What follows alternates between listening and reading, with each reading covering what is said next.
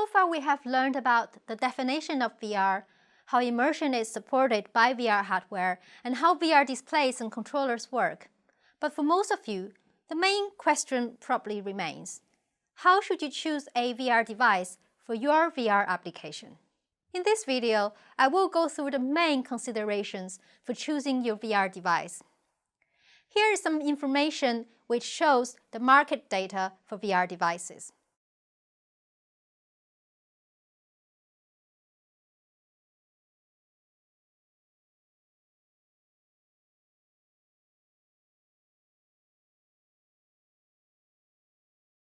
So when it comes to choosing VR devices, the first question I would probably ask is, how do I want to deliver my VR application to reach my targeted users?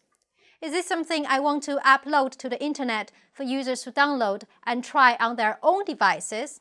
Or is it something I will be taking with me and presenting at exhibitions to reach my clients?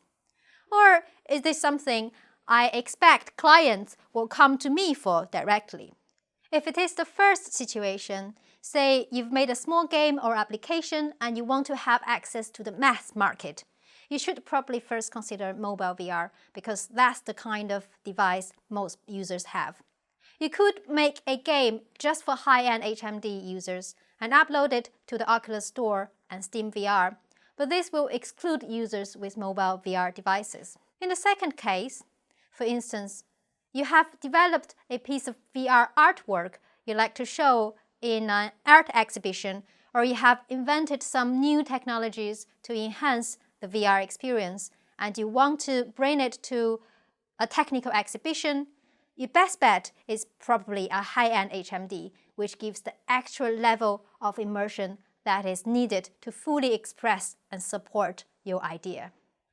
Finally, if you actually expect clients to come to you, for instance, if you are a therapist and you are using VR for therapy, or you are a big company which provides integrated simulation solutions for all kinds of training, you probably should have a dedicated area where you have a full setup with either a high-end HMD or a bespoke cave.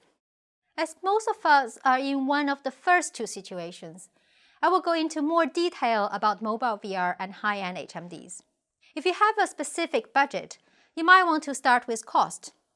In order to set up mobile VR, you will need to buy not only a HMD case, but also a phone. The price will vary depending on the phone, but in total will not cost very much. If you want a better experience than mobile VR, you can buy a game console VR. You will need to buy everything to go with it, and in total will cost more than the mobile phone.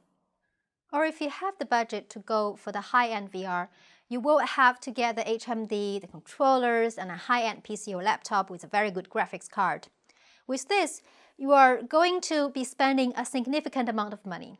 In this case, you are investing in not only the gear to experience VR, but also a desktop for your VR application development. There are technical features to consider too, including resolution, frame rate, and how heavy the device is. In terms of resolution, you should be looking at resolution per eye. Some places add the resolution from each eye together. So the number looks bigger, but it does not mean the resolution is better. So pay extra attention to that. As you can see, most VR display resolutions are relatively low compared to standard computer displays. Hopefully, things will soon improve in this area. In terms of the refresh rate, if you really want to push that immersive experience, the higher the refresh rate, the better. However, refresh rate is not exactly the same as frame rate. Depending on your graphics card and how demanding your application is, the frame rate can be a lot lower than the refresh rate you see on the table.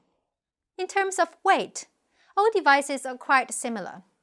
Also, although PlayStation VR seems to be the heavy one on the table, it is actually the most comfortable one I have tried. Finally, there is a table where I put everything together.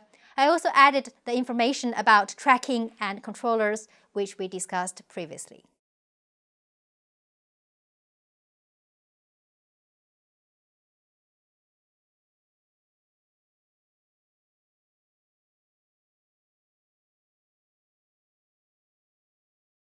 Okay, that's all I have to say about VR devices for now. Happy shopping!